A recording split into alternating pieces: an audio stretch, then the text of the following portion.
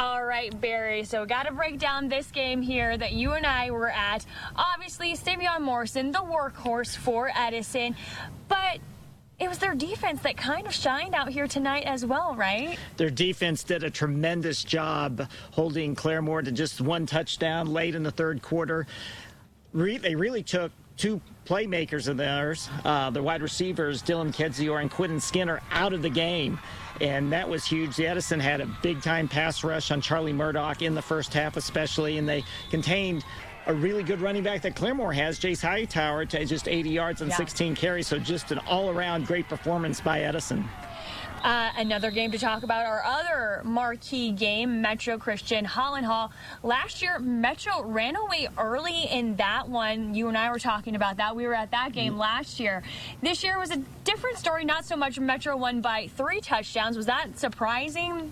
Victory margin on that one? The final victory margin was a bit surprising to me, but the game was really closer than the final score indicated. It was a 1-point game going into the fourth quarter, and then Metro's outstanding quarterback, Asher Link, did what you would expect of one of the state's best quarterbacks. He took over the game. He wound up accounting for 4 touchdowns on the night as Metro scored 3 touchdowns in the fourth quarter to break the game open.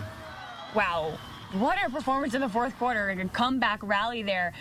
Another team to talk about, Sapulpa. They've been off to a really hot start, 3-0 now. Just how important is that for the Chieftains heading into district play for them and that momentum? That is huge. Sapulpa building on the momentum they had started, the upward trend they had started last year when they reached the playoffs for the first time in 5 years. Eli Williams, the quarterback, TCU commit, he's off to a great start this season, and that is all leading up to a big showdown versus Bixby. That's going to be the game to watch next week against Bixby. Bixby's final score tonight was, what, 72-0? It was 65-0 at halftime. That's just sort of like an average performance for Bixby these days. It sure is.